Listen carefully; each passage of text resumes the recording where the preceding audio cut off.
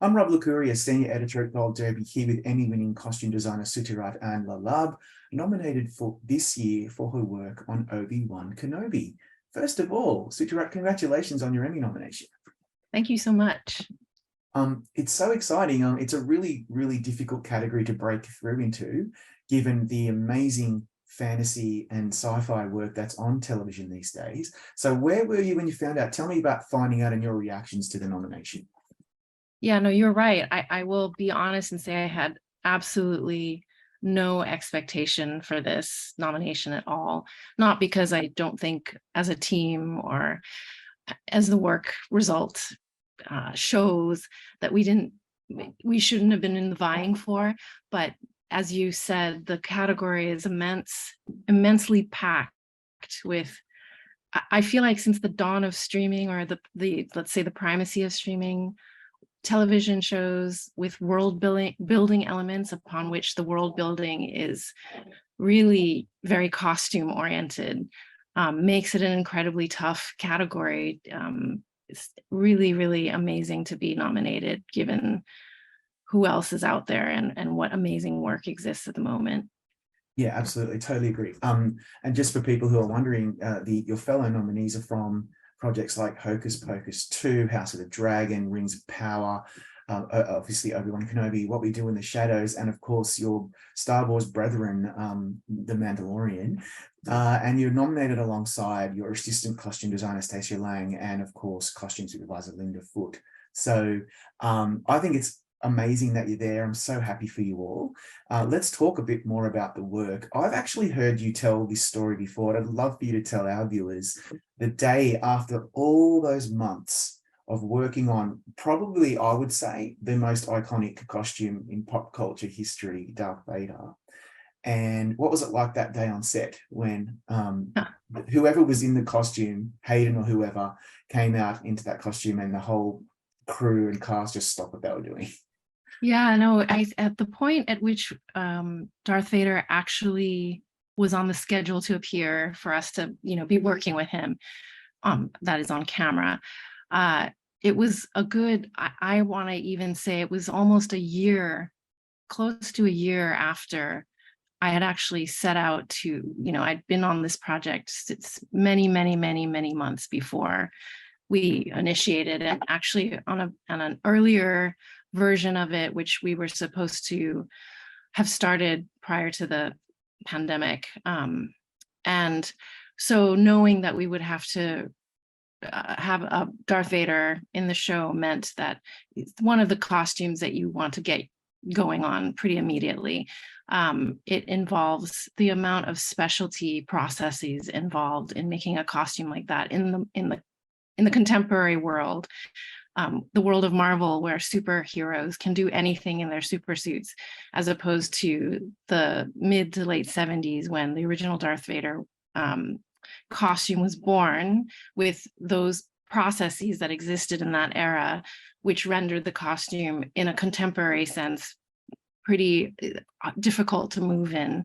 And knowing what was coming down the pike in terms of the asks for mobility and action, and wanting to give the performer the ability to not be hindered by the costume, have things actually work in concert with his real body movements, meant that we needed to start this process as early as possible. So probably, as I said, almost a year before we actually saw him on camera in our midst, we'd been working away, squirreled away, me working with FBFX in London, and another,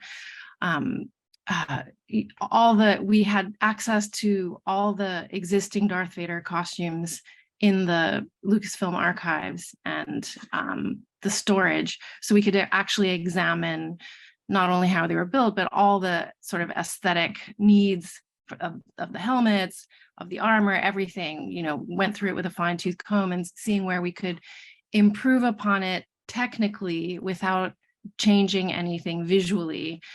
There's certain things that we might have to change just because a different performer will have different alignments of eyes to the lenses and the helmet, things like that. So you might notice there might be slight, hopefully imperceptible changes that we came up with. But anyways, to make a long story short, many, many, many moons later, on the day when he was called to set, I remember, we in the costume department had been working on it so long and pretty much for hours every day, and constant check-ins across the ocean, arrived many, many fittings with our performers. And, we're doing that kind of in our costume bubble. And then the day approaches. And I remember, we're given the half an hour warning, get him ready.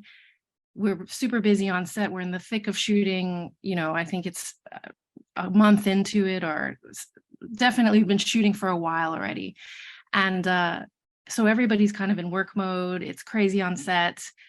It's a night shoot because you can't introduce Darth Vader not in a night shoot, I think.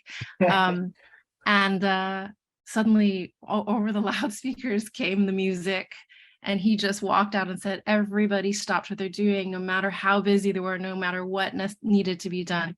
Everybody stopped, and the most professional, experienced, work-laden people stopped, dropped all their tools, and turned into a gaggle of teenagers, just like staring and being so excited that Darth Vader was in their midst. It was pretty amazing to have that, that a costume has that effect. Obviously, it's the presence of the performer and everything like that, but truly it's that vision of him making that grand entrance, which was totally just him coming to set. I wish I was there for that. Wow, what a moment. And it reminds me that, Suttirat, when you took on this project such a long time ago now, talk me through how you designed for a series that is so steeped in entrenched expectation as a pop culture icon. Like, you're coming up against what we're all wanting to see and what we expect, and you have to bring your own spin to it, and also you have to adapt it to the story. So that must have been a really difficult challenge for you. Yeah, no, it's definitely, I feel like, when you sign on to do something like this, you have a responsibility to carry on the legacy and the language that's very much in existence already, but also very well loved and expected. But I think there's also an expectation to push things forward. So it's a balance for sure. We have probably in the entire Star Wars universe, we also had a very particular challenge, which was we were fitting in between two stories or 2 points of a story that already existed. So there were some rules in place, not just visually, but certainly story-wise, character-wise. So in some ways, that's a gift, because you know where your character was, and you know where the character is going to end up, with the prequels and the 70s films. So that sort of lessens the kind of, I guess, blue sky thinkingness of what you can do, right? Yeah. You actually have some rules. You need to fit into that. But still, obviously, there were new characters that were introduced, new worlds introduced, obviously new scenarios, new relationships, new, axes to grind. All of those things could be informed by what you have on either side of those bookends. And also just pure joy, like to get the opportunity to be involved in something like this and be entrusted with something so, arguably pop culturally valuable in the history of cinema. It's a steep honor, and it's also a very heavy mantle to wear. So I take that responsibility very, very seriously. And we had an amazing team who were, just like you introduced yourself in the beginning of this, so many people were Star Wars fanatics on the team. So you're not going to get people who don't understand that it's not a completely free interpretation to do whatever. You're going to get people who want it to feel right for the fans. Yeah. Yeah. So then, were you a fan as a child? And so, and if so, quite apart from your professional responsibility, what did it mean to you personally and emotionally to shepherd this part of the story through the visual aesthetic and the look and feel of what the characters were wearing? Yeah, I think because I had seen the originals in the cinema when I was a kid, and I would even say that those viewings were part of the reason I wanted to go into this field, to be a part of a process that helps create a world so someone can escape for a few hours and be in a completely other world. And Star Wars did that so incredibly well in the 70s, right? Like it was so groundbreaking on so many levels. And so because I had that experience as a kid, and it was quite formative as an experience, I almost feel like I was able to channel that. I mean, doing this work is very intense and difficult, and it's incredibly demanding. But you also have to have some kind of, I don't know, you need to tap into that kid in you always that pushes you forward. So it's not just about making lists of things to technically happen so that something shows up on set. You always have to find the joy. And the joy, I feel like when you're a kid, you're in this sort of free state of experiencing things and taking information in, and and spitting it back out as a what do you call a stick figure if you don't draw well, or Yeah. working on your drawing if you're like me and being obsessed with drawing costumes and people in clothes. And so I feel like weirdly it had gotten into my DNA in some way. And having this responsibility as an adult with all the things that come with being a professional in this industry, to be able to kind of balance those two things and always remember to find the joyful things, and to imagine. I have a nephew and niece who are ardent Star Wars fans and have been for the last 15 years of their life. So I was able to kind of almost imagine what their response to things might be. I could never talk to them about it, obviously, but I just knowing what I knew, how they were taking it in their lifetime, I had a lot of reference point for how to bring that, I guess, spirit into it. Yeah, absolutely. I also was thinking that this is such a massive project. Like there's just so much volume when it comes to the costumes, the Imperial officers, the stormtroopers, the rebels, senators, civilians. And I'm thinking back to your background. You won an Emmy for your work on an Olympic opening ceremony, which is another example of epic, huge volume, massive pressure. And then you're so well renowned as well for your work on James Bond. So how do you go from that trajectory to then landing in something like the Star Wars universe, where the costumes are so important? If they're wrong, I think the whole thing falls apart. And that's a lot.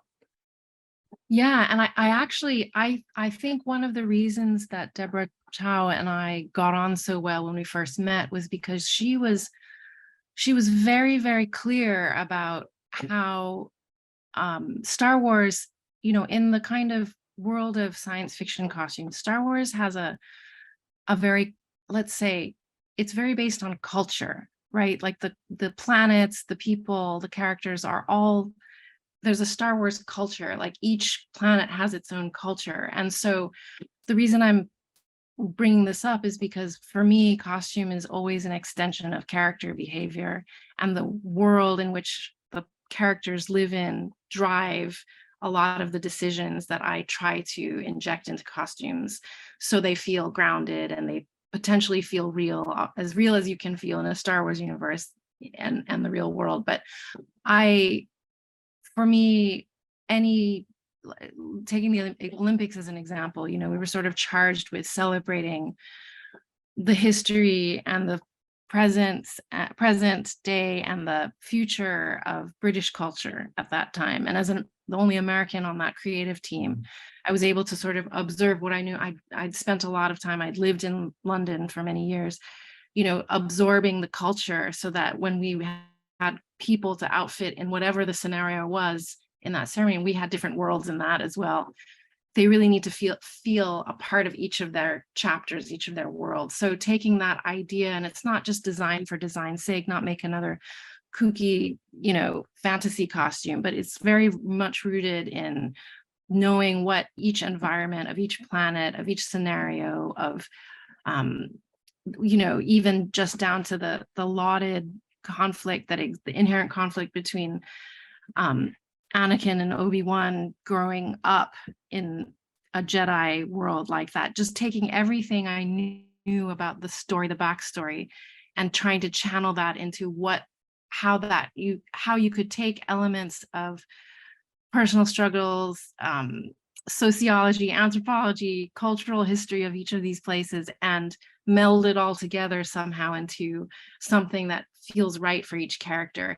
So when you look at all the characters that we introduced in Obi-Wan, I could get very, very nerdy on you, but I loved all my interactions with Pablo Hidalgo, the in-house Star Wars Lucasfilm historian scholar, because I would ask questions that would come from my own need to be sort of anthropological about things, and he would provide me all the reference or the paths down which I could, wander and explore, so that I could get all the elements I needed to produce, these ideas.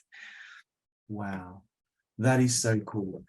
My final question is this: what would be your tip to a younger costume designer breaking into the industry about making the work not look so costumey, but look authentic and lived in? Because I really appreciate what you did in this show and other designers that I really admire, where the costumes just feel like as if that character did put it on in the morning, and it's just part of their character, as opposed to something that looks very you know what I'm saying? So I'm just wondering, what would be your tip to that? Yeah.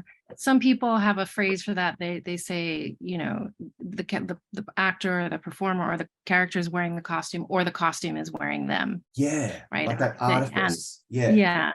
Well, I guess for me, the projects that I've been lucky enough to be a part of never really had characters for which I couldn't dig into wholly to get to ground them. And also maybe it's down to casting and the actors, that I've worked with, and certainly the directors, and definitely the writing. So it's this huge village of people wanting things to feel grounded. And I come from a theater background, and when you come from a theater background, I think if you're putting people on stage in a costume, the human eye is reading something very differently than a camera eye does. So there's tricks that you do for the stage to make things read for an audience that you don't necessarily have the luxury of doing, or you need to do in a different way, because tricks for the human eye are different than tricks for the camera eye, which is more brutal. So you have to be, I think, a little bit more, for me, in the way my approach is, I'm very aware of how brutal the camera lens is. And so I guess I'm always, even in a fitting, there's something that happens when somebody puts something on. There's like a je ne sais quoi of, wow, you can come to this decision together that it's just really not working, or it's like, wow, I found my character, or well, this is we're on the right path. And sometimes I actually ask for the clothes to be already broken down or aged before we ever put it even in a fitting stage, because sometimes I feel like the performer, or even in the photos that I take of them in order to present them so that people know what we're up to, I almost want them to feel like they're part of that performer from the outset, so you don't have to imagine so much. People come into a fitting and they're just themselves. They're not, they don't have their hair, their makeup, the sets aren't there. So it's literally, in a gray fitting room in this costume, and you really have to I spent a lot of time analyzing in the fitting and also in the photos, like, what is it that will make this feel more grounded?